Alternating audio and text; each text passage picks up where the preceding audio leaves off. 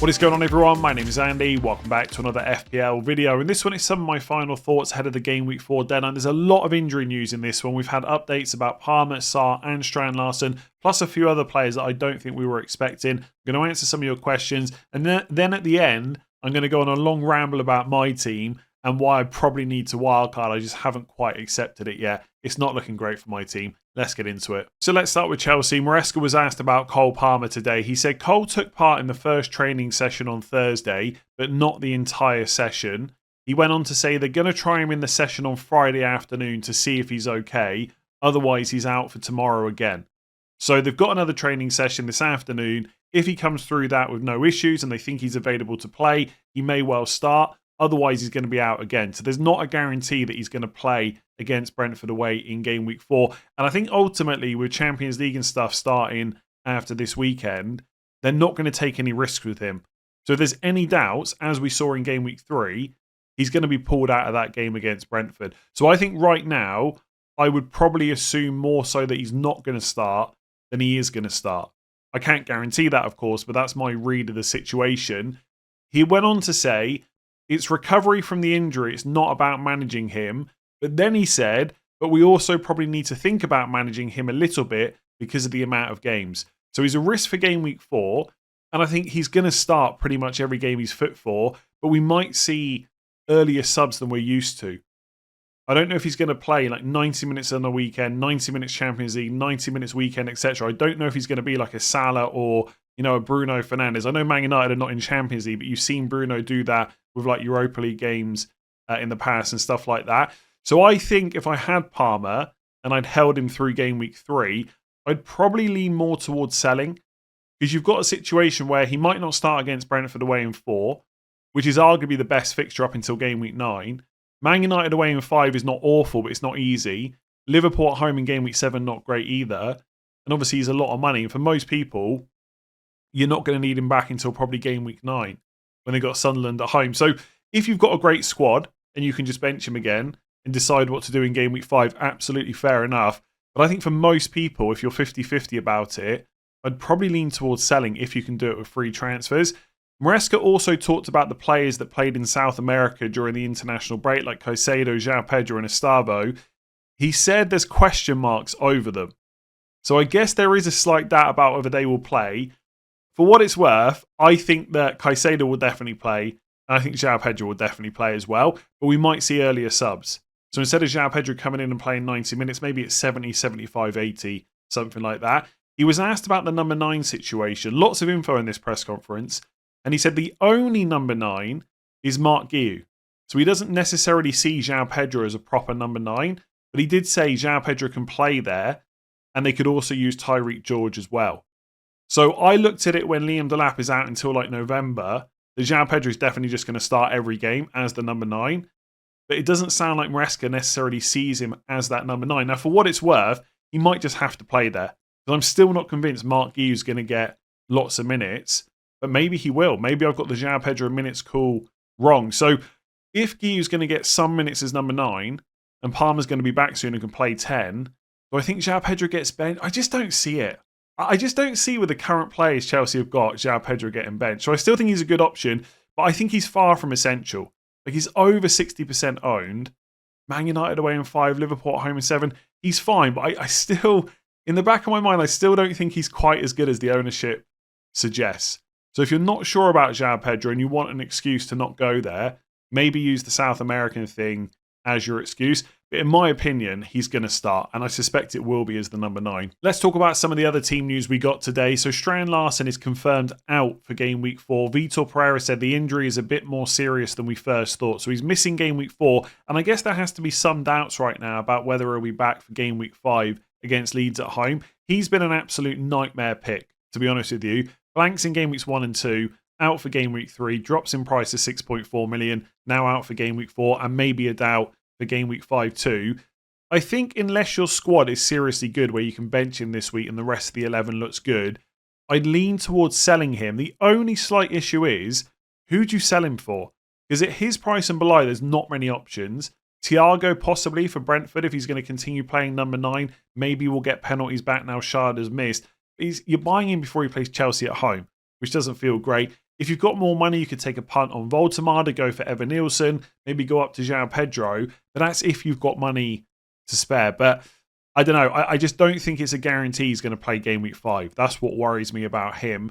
With Man City, Marmoush confirmed out for a few weeks. He's a definite sell for me. It's just too much money to keep hold of. And even when he's back, you can't guarantee the minutes. Aitner is also out for game week 4. Now, with him, he could potentially be back for game week 5, but Vardiol's fit in training, etc. now. So I just don't know if Aitner's minutes are fully secure. It's a shame because the fixtures are really good game week 6 onwards. But I'd probably lean more towards benching. Lean towards selling Aitner. But again, he's a defender. If you can bench him and play 3 others, it's not the end of the world to delay the decision until next week. And Pep was asked about Donnarumma. Will he start? He said, we'll see. Arsenal, Saka's out for game week 4. May or may not be back for game week 5, but he's a definite sell, I think, at this point. Just wait until the fixtures get good again in game week 7, see what the fitness is like and stuff like that. Saliba trained on Friday. So he's in contention for the Forest game. Not a guarantee, but we know he'll be back in the team as soon as he's fully fit. And Ben White's also available. And then Palace, more horrible news for my personal team. Sarr hopefully back for Liverpool, which is game week 6. So he's going to miss game week 4 as expected, and he's probably going to miss game week 5 as well. Wharton could be back for game week 5, otherwise it's game week 6. The problem with holding on to Sarr is you miss Sunderland at home, West Ham away. 2 great fixtures, then even if he is back for game week 6, it's that Liverpool game. So I think basically, look, Sarr could get you something if he plays against Liverpool, but essentially he's almost useless now for 3 game weeks. And then after that Liverpool game, it is Everton away.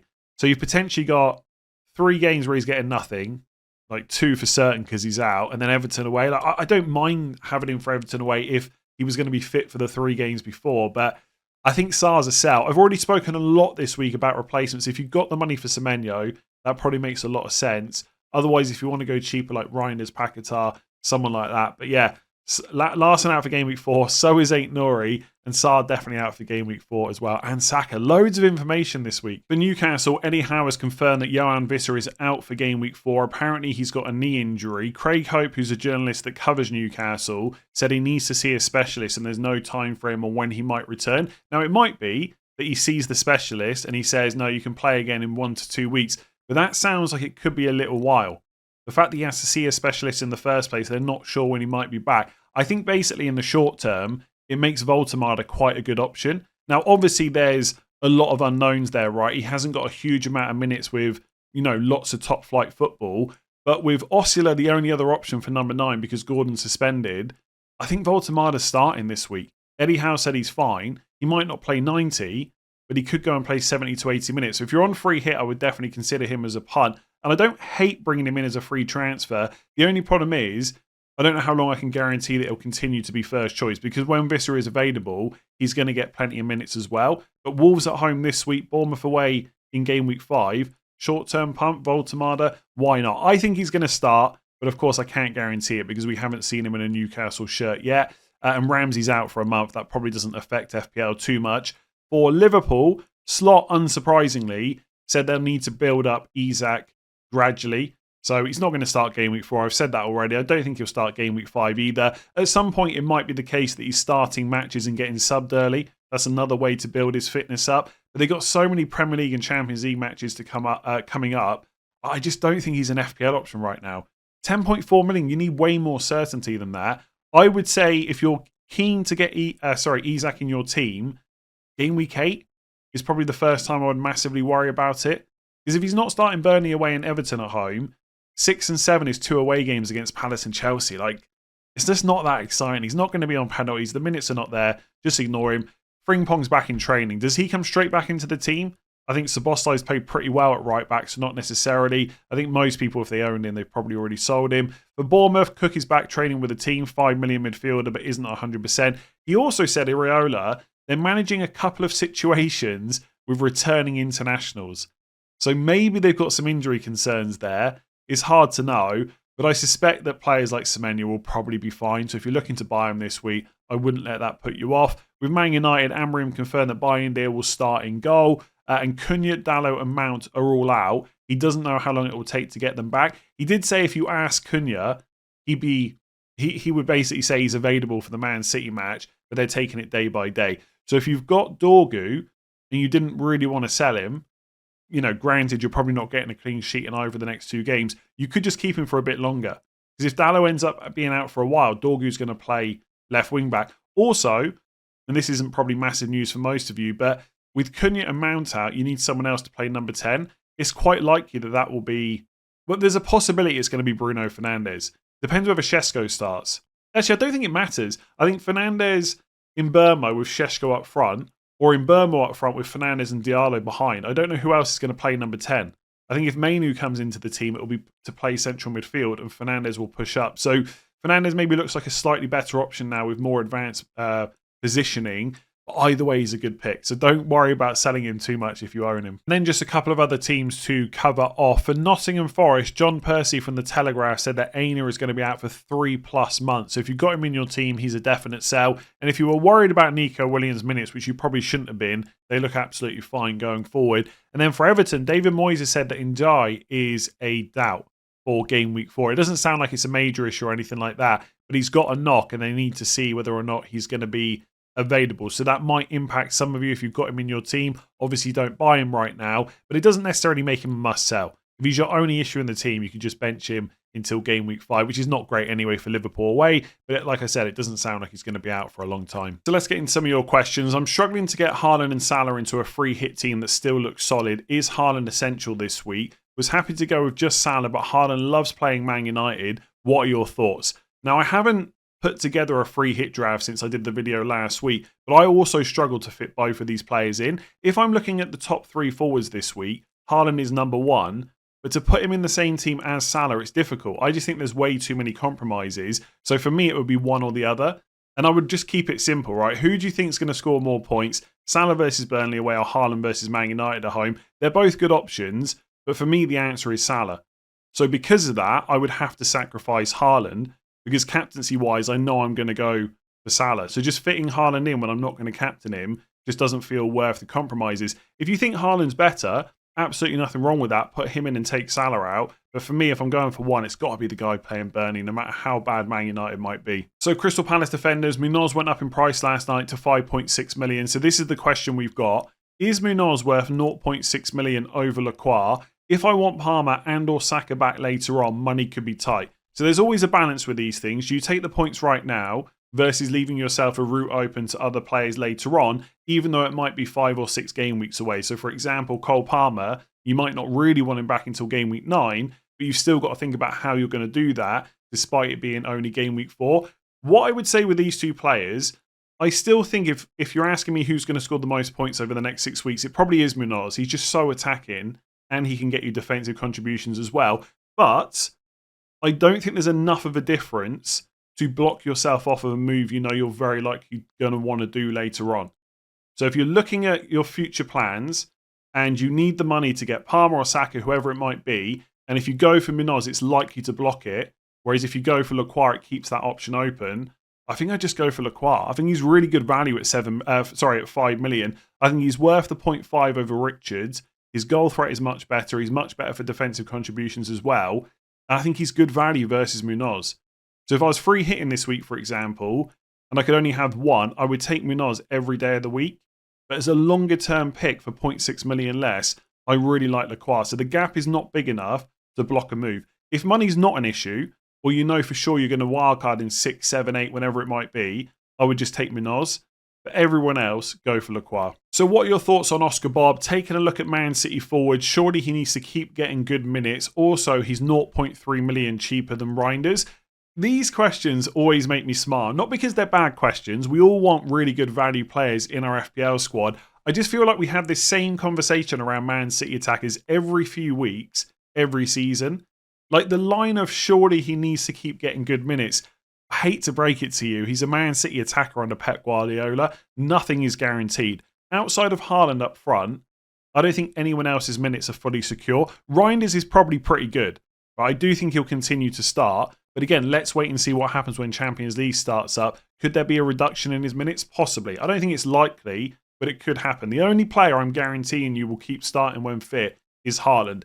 So could Bobb be great value at 5.5? Yes. But if you're putting him in your team, expecting him to start every week, it just probably won't happen. Like, we had the team news earlier. Apparently, most of the attackers are fit, so that would include Foden, Savinho still there. With Marmoush and Cherki out, obviously there's more spots to go around, but the Marmoush spot on the left is probably for Doku. So if you've got Foden coming back in, he could play central, he could play off the right, Savinho can play off the right as well. All of a sudden, Bobb's minutes don't look so secure. Now, not last season, the season before, he did look great. And it looked like before that injury that he was going to play quite a lot. And it might be the case that for 5.5 million, he plays enough. The problem is, under 6 million, there's a lot of options this year. Reinders at Man City, Paquetá, maybe even someone like Harvey Elliott at Aston Villa, although I cannot guarantee you right now that his minutes would be good.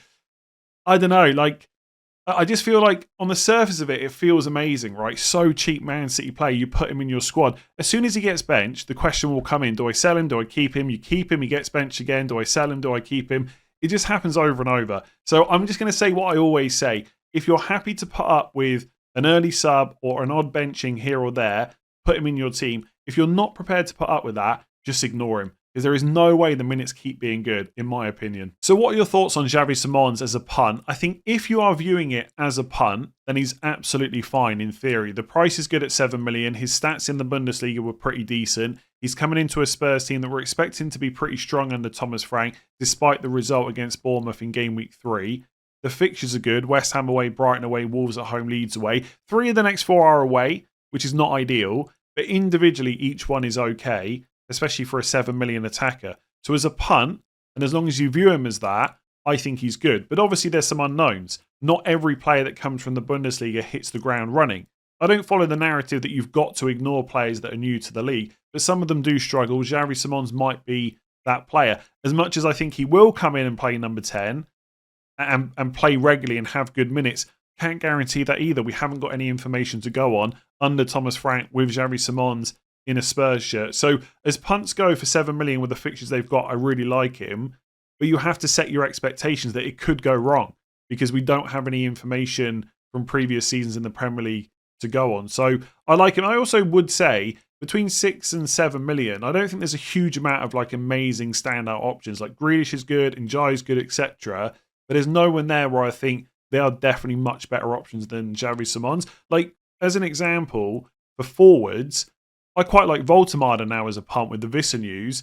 But if I'm going for someone who, you know, gives me security if I know what I'm getting, I'm picking Evan Nielsen instead.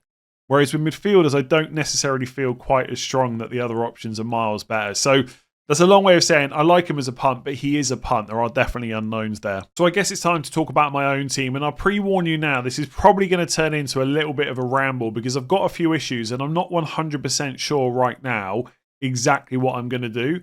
And there's almost too many options to consider right now. Sometimes it's just easier if you know there's an obvious move to make. And I don't think I necessarily have that this week. So the issues are, my third defender is not great. Nico Williams against Arsenal away, Agbadou against Newcastle away, or Esteve against Liverpool at home. The other two are fine, Porro and Anderson, but the third defender not great. I will say, compared to the injury problems I've got, you know, it's only a minor issue, and it's my own fault for setting the team up like that in game week 1, but it's still a bit annoying. Injury problems, Sarr is out for game weeks 4 and 5, at least, and Strand Larsen's out for game week 4 at least, but it could end up being game week 5. At the time recording, they're yellow flagged on screen, but that will get updated to red flags later on. So 2 of my attackers are out. Now, I think there's a chance, I wouldn't say it's above 50%, but it's getting there, that I wildcard this week. Because it's in the back pocket, ready to be used in situations like this. I've only got 1 free transfer, so any, you know, double move that I want to make is going to take a -4. So I could sell Sarr and Strand Larsen, and I'll talk about who for in a second, right? But I could sell them for a -4, but I'm taking a -4 to delay the wild card, and I've still got to play a bad third defender. Whereas if I wild card, I fix the team and all the issues straight away. It looks better for game week 4 and also game week 5 and also game week 6, etc. So I guess what I'm asking myself, and the thing I haven't decided on at the time I'm recording this, is there enough reason to delay that wildcard? Now, some of the reasons I might want to delay it, Man City play Burnley at home in game week 6. Do I really want to go through that game week without Haaland? Now, if I wildcard this week, I won't include him. I know I won't. Do I really want to use 2 transfers to get him in game week 6? Not really. If I'm wildcarding this early, I want to set up in a way that I'm rolling. And then do I want to wildcard this week, then free hit in 6, leaving myself with no chips later on? Not really either. So I could get through game week 4 and 5 and then maybe wildcard in game week 6, something like that. So that's why I'm not 100% sure. But I do think I would make a lot of changes to this team. The other thing that's running through my mind, and this is always quite an illogical thing to think about, but I'm only human, right? We all think it. I've kept Wirtz all this time. He's dropped to 8.4 million. He's got Burnley away. Now, obviously, I could wildcard with him in the team, but I'm not going to do that because I'm not fully sure about how good of a pick he is long term. And I don't want to burden myself with a player I'm probably going to have to sell later. So I would get rid of him, but it feels bad to do that before Burnley away. Same with Watkins. If I wildcard this week, I'd probably go for Lacroix because long term I'd prefer him over Watkins. There's that fixture swing in game week 7. And again, if I'm wildcarding now, I don't want to leave myself with 2 or 3 transfers in game week 7 just to get Arsenal players. I'd want to get at least 2 probably right now. And that's fine. But then after this week, Watkins has got Sunderland. And in game week 7, he's got Burnley. So it doesn't feel great to have to sell him. I do think selling Watkins on wildcard feels a little bit less bad than Wirtz because the fixture this week's not quite so good. But that thing, that kind of thing is running through my mind. Because if I had no injury, if the team looks, I just think it looks pretty great. I could just sell a defender. But anyway, that's not the position I'm in. So wildcard is definitely on my mind. I'm going to be honest, to get this video out and to get you the team news and stuff like that, I need to kind of record this section a little bit quicker. So I'm not going to go through a full wildcard team, but just to name some of the picks that would probably be on there: Lacroix, Van Dijk, one of, if not both, of Anderson and Senesi, because I think they're both really good for defensive contributions, both pretty much nailed long term. Raya would probably be on there if I didn't already say that. Lacroix, I'd probably keep Mateta. The third forward, lots of people have gone João Pedro. I think I might go for someone like Thiago and take some money out of that spot. And then midfielders, I suspect Paquetá would make it in. I would definitely have Salah, and I would probably keep Bruno Fernandes. Again, I've not given wildcard a huge amount of thought. As I sit here at 2:27 on Friday afternoon, I'm thinking that you kind of knew that Sarr and Strand Larsen could be out. Maybe you should have spent some of the international break thinking more about wildcard. But ultimately, I think I can pick it pretty fast, so I'm not too worried about that. If I don't wildcard, then I've got options, right? I could just get over the fact my third defender is rubbish because in game week 5 they all look pretty good. So let's ignore defenders for now. I could just take a hit. I've got 0.9 million in the bank. So I could do like Sarr out and Strand Larsen out. And for example, get Evan Nilsson. Okay, now if I click in the right place, Evan Nilsson, not as good as Semenyo, but not bad either. Brighton at home this week, Newcastle at home in 5, Leeds away in 6. I think he's a pretty good pick for 7 million.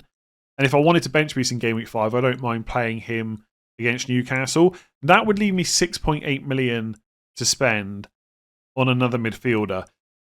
The next problem is I just don't really like any of them for that price and below. If I could afford Semenyo and Evan Nilsson, maybe I would do it.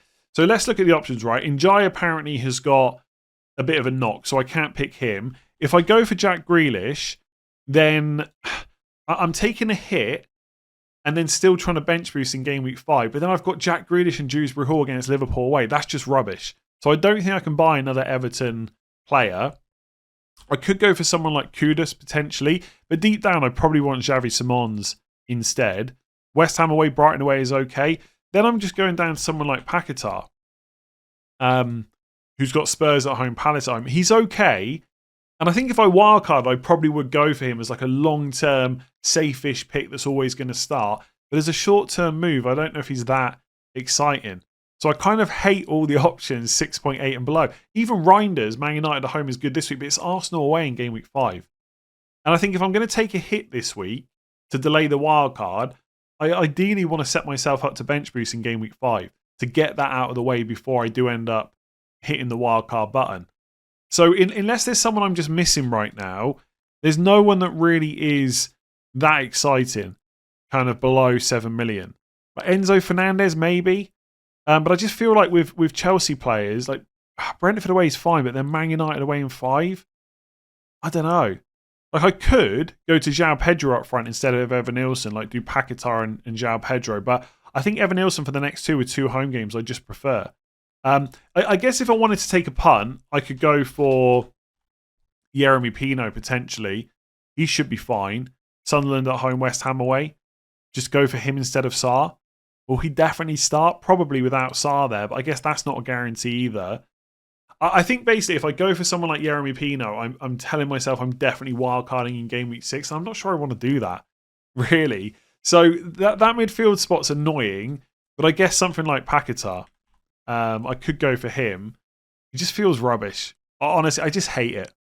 And that's why I'm just tempted to wildcard instead and just put myself out of my misery and just fix all these issues straight away. If I go to the My Team tool on Fantasy Football Hub, if I make those moves, I can bench boost game week 5. That's why it's tempting to take the hit.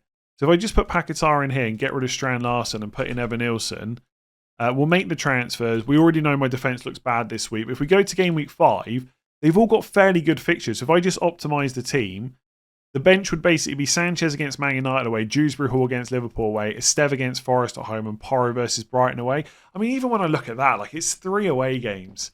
Man United, Liverpool, Brighton. It's not amazing. But the first 11 looks pretty good. Dubravka Forest at home, Nico Williams, Burnley away, Anderson Brentford at home, and Agbadou Leeds at home. Then you've got Wirtz and Salah against Everton, Paquetá against Palace, Fernandes against Chelsea, Watkins against Sunderland, which is good, Mateta against West Ham away, and Evan Nilsson Newcastle at home.